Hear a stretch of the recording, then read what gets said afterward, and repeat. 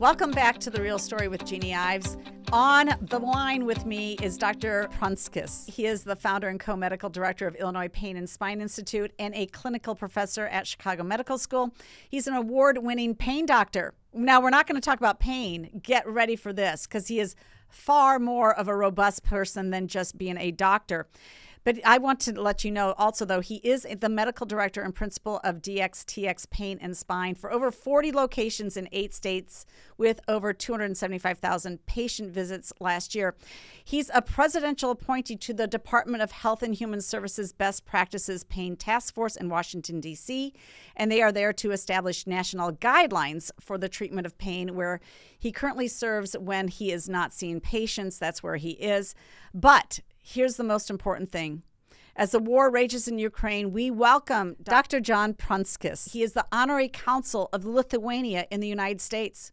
He has served 3 four-year terms and been elected to represent 900,000 Lithuanian Americans to the parliament in Lithuania. And so he joins us to discuss the Ukraine war and why it is the smaller Baltic countries like Lithuania that can best articulate the battle going on and why Russia must be pushed back. Welcome to the program, John. Appreciate having you. So I'm going to start with this. There was recently a Wall Street Journal article called "Little Lithuania Stands Tall Against Russia and China." Now, this article is pretty good. It actually was their major featured article in their Sunday edition of the Wall Street Journal. I'm going to start with this part of the article, though, and it talks mainly, it's a conversation with Gabrielus Landsberger, the Baltic nation's foreign minister. And Mr. Landsberger believed, and this is actually from the article, he believes that the spirit of Reagan is still alive in Ronald Reagan's party. It's alive in Lithuania, too. Reagan said his theory of the Cold War was, we win, they lose. What does that say about the fight that's going on right now in Ukraine and where it's headed? So thanks for allowing me the opportunity to share my views. The Reagan is absolutely quoted correctly. That was his view. That was a direct quote, that we win, they lose. And the aggression that has taken place of Russia against Ukraine is a manifestation of Putin's viewpoint that the biggest tragedy of his lifetime was the dissolution of the Soviet Union. So he's a former KGB colonel, and this is in line with his viewpoint that when weakness is detected, as it was detected, or his perception of weakness in his mind was felt, I think an accumulation of the withdrawal in Afghanistan and some other international events that had occurred. He felt that he could steamroll Ukraine. And as far as the significance to the rest of Europe, if we have to remember history, and the most recent large conflict, which was World War II, went from 1 year of the Nazis invading Poland, and 1 year later they were bombing London. Okay, so there's a historical precedent that what some may perceive to be a regional conflict in short order can quite quickly escalate. Well, there's no doubt about that. So let's go back to 2014. And what was the Lithuanian response to the invasion of Crimea? Well, it was the Lithuanian response was an outrage because it was a move that was done again by Putin, where he perceived that no one would raise a finger, and he was correct. And those countries who have been occupied by the Soviets really are acutely aware of the mindset of Mr. Putin and his henchmen.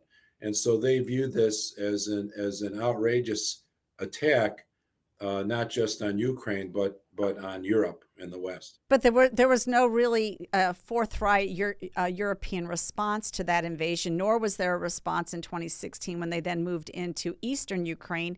And so now we find ourselves on the precipice, honestly, what most people think of potentially as World War III. And so not taking action earlier on And then the additional problems with the Biden administration showing weakness in foreign policy has led us to this point. So is there some blame to be shared with where we are right now with the European response, right in their neck of the woods? I think there is, and as you pointed out, every I'll get to the European point in the mission, but you also brought up the U.S. Response as well. So you're right, and the perception of the Obama administration was that it was, when those invasions occurred, was that it was not a military solution, and so as you remember, there was non-lethal aid provided by the Obama administration.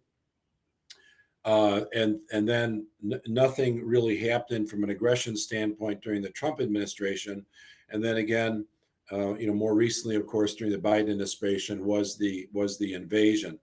The European response is one that is not homogenous, so you have to take into account several huge factors, which, number one, the engine of the European Union is Germany.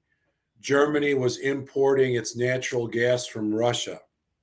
Trump pointed out, rightfully so, and I distinctly remember, and perhaps you do remember as well, how in the United Nations and elsewhere, both German and NATO officials thought that he was reactionary when he said that the Nord Stream 2 pipeline, which was directing natural gas from Russia directly to Germany, was counterintuitive to the security of Europe. And he was absolutely correct. So there's been a curve now, for example, in Germany, and I'll leave Germany for a minute and go elsewhere, where they now understand that he indeed was right. Will they, do they admit that emphatically? Probably not. But we all know that. And so they have now identified alternative sources for delivery of energy. Liquid natural gas terminals have been opened up in short order. Now, when you go to a country such as Lithuania, which was occupied by the Soviet Union, they knew the problems of having direct import of gas from Russia, and therefore they were the first country to adopt a liquid natural gas terminal to end the pipeline from Russia to Lithuania, so Lithuania could become gas energy independent. They also went to an electrical grid which would link them to Sweden rather than from the old electrical grid of the Soviet Union. So how different countries in the European Union perceive the threat and are reacting to the threat does differ. In a similar way that obviously it's not a war, but people in certain states in the United States will have a very different viewpoint than someone in another part of the United States. Well, Lithuania sits here as, essentially, you've got Belarus, which is very friendly to the Russia, and then you are out to your southwest, which I think most people don't understand, is actually another part of Russia, and its major port is Kaliningrad, otherwise, previously known as Königsberg, so you're sitting right up against Russia. And you're sitting right up against Kaliningrad, which is, the site of one of Russia's major Navy ports. It's a place where they do a lot of commerce. It's a territory of about 900,000 people compared to Lithuanians about just under 3 million folks, right? So what is the relationship between you, having that to your southwest? What's your relationship with the Russians that are essentially, cut off land-wise from the rest of Russia? Is that a friendly environment right now, or is there commerce going on between you and Kaliningrad area of Russia, or is that completely broken? So Kaliningrad is interesting because that's also an illegally annexed territory of Russia. Following the Potsdam Conference of World War II, that was never intended to be part of Russia. So that was another land grab.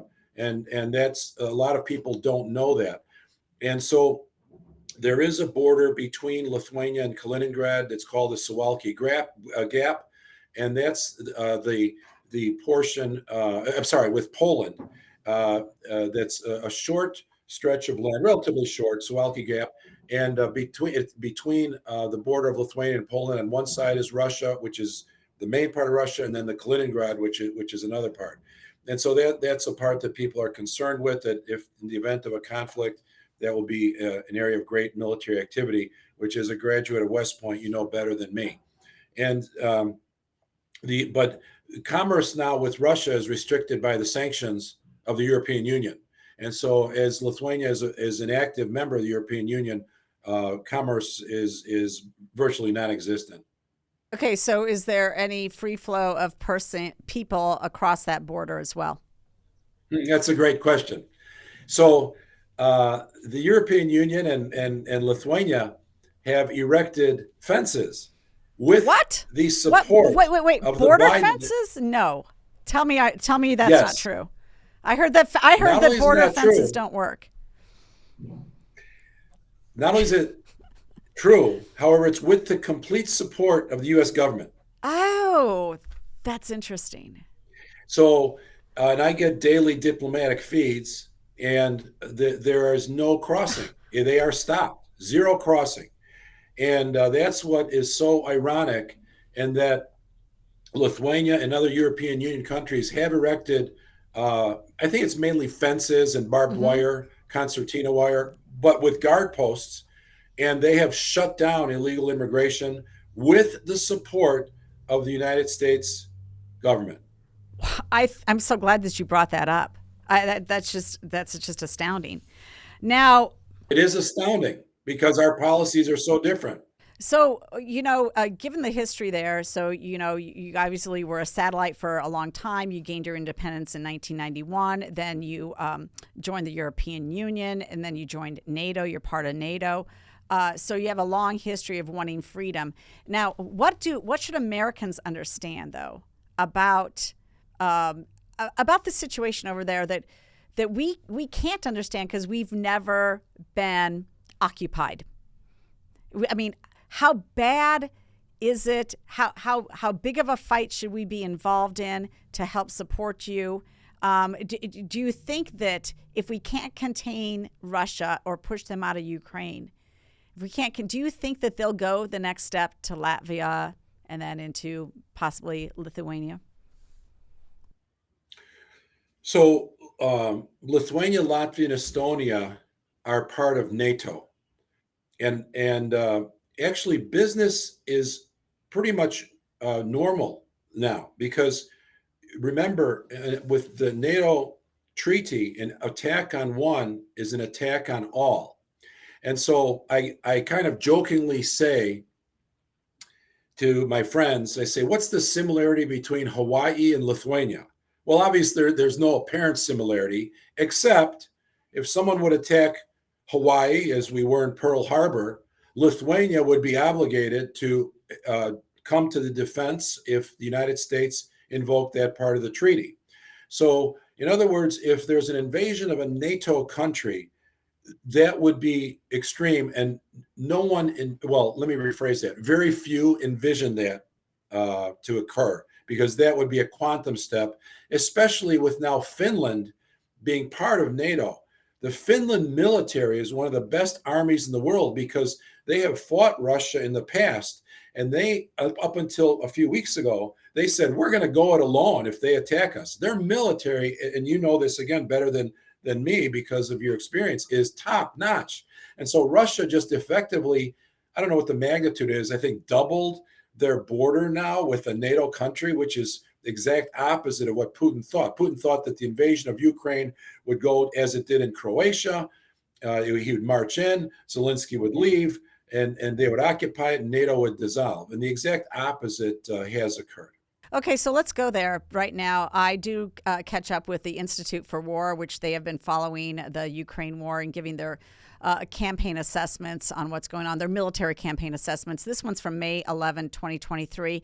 It says that the Ukrainian Eastern Group of Forces commander, Colonel General, I'm going to absolutely butcher this name, Alexander Surinsky, stated that Russian forces retreated up to 2 kilometers behind Russian lines in an unspecified sector of the Bakhmut front.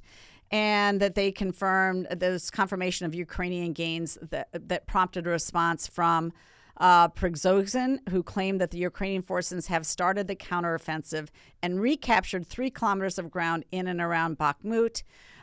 They also noted in their assessment, this is May 11th, 2023, so just, yesterday, the deployment of the low-quality Russian forces on the flanks around Bakhmut suggests that the Russian MOD, Ministry of Defense, the Russian Ministry of Defense has largely abandoned the aim of encircling a significant number of Ukrainian forces in Bakhmut. So from what are you hearing on the ground? Sorry, I lost my earphone. What are you hearing on the ground? Are the Ukrainians pushing them out right now? Do you know anything more from your sources? No, I do not. And as you know, I'm a board member of Blue Yellow USA, which is providing non-lethal assistance to Ukraine. So I do not have any inside information other than what you would know about the military conflict itself. So I would defer to your sources. But what we all do know is that it's an active war and it's a grind.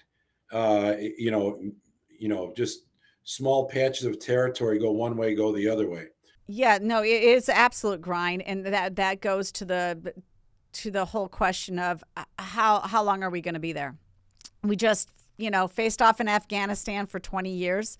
We've seen this before in Vietnam, where only to be pushed out. We still have never really solved the Korean conflict. You've got a border there. There's been no sort of treaty signed, no peace there. It's just an active border that remains between the two. And so is there a limit to that? Should there be a limit to American support? And I say this because you have a lot of conservatives primarily that are divided on this. I mean, you had Ron DeSantis call it a territorial dispute, which I think is inaccurate myself. But he backed. In fairness to him, he backed off. I mean, it's not a territorial dispute. It is much bigger than that. However, how big should it be for American support? I mean, as the mother of a Navy pilot, really not interested in him defending a no-fly zone in Ukraine. Just not interested in that right now. How about ground troops? I would not be surprised if we actually have some military advisors on the ground there. That wouldn't shock me at all. But should there be a limit to American support? Could you talk a little bit about that? Well, the American support, first of all, is extremely important. We still are a beacon in the free world. However, the Europeans have to increase their support substantially. All of Europe together still is contributing financially and other mechanisms a fraction of what the United States is doing. And they, in my opinion, and Lithuania is a member of the European Union, they need to step it up. They need to step it up. Okay, so then Trump was not inaccurate when he actually called on the rest of NATO to come up with their own 2% of GDP to support NATO.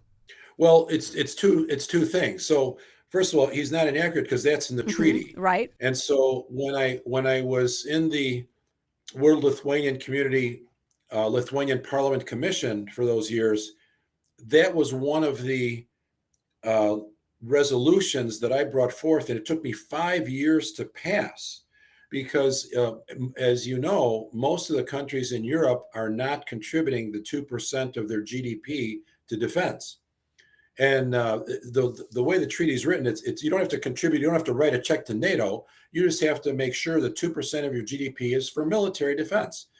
And it took 5 years for me to accomplish that. And as you know, in the legislature, a bill gets brought up, it gets defeated, and then to have somebody bring something back 5 years in a row. People were telling me, Prunskis, you've lost 4 years in a row on this bill. Why are you bringing it back a fifth time? I said, well, if a country is part of a treaty and you expect the other members of that alliance to come to your defense and you're not putting forth what you signed to, no one forced you to sign your name to that treaty. You did it voluntarily. You have to do so. And as it turns out, one of my opponents, who was a physician in one of the political parties, his political party then won, and we were great friends. We disagreed on a lot of things, and he was named Minister of Defense. And so I called him up after he was named Minister of Defense. I says, "What do you think about that 2% resolution now?" And he said, "I like it now." So it's funny how even though we may disagree, Republicans, Democrats, or in the case of Europe, there's 5 different parties, just keep relations with them, because people's mindset will change. Their party affiliation might not, but their mindset will. And he became Minister of Defense. And then, of course, around that same time, Putin invaded, I think, Croatia. And so a lot of things came together and say, you know what? Prunskis' resolution is a good thing. It's been 4 years of no, and for the 5th year, let's say yes. So, but there are still countries in the EU that don't contribute that. And I think that that's a difficult issue to wrap your head around, is if you sign a treaty, especially with defense, please, I would think you'd want to adhere to it. Okay, so I want to just end on 2 things real quick. First, tell us about your role. I mean, I think it's pretty unique that you are the consul, the honorary consul of Lithuania. What's your role there? And then you also are a member of the Parliament of Lithuania. Is that? No. There's a Lithuanian world community. There's 900,000 Lithuanian Americans in the United States. Are most of them in Chicago? A lot of them are in Chicago, as you know. And Lithuania, when she regained her independence, remember, Lithuania was an independent country before World War II. So she regained her independence when the Berlin Wall fell and all that. Through foresight, they created a commission where they would have 10 people throughout the world elected by those countries, because they wanted ideas, because they were under occupation for so many years, on what it would take for them to emerge out of that Soviet mindset.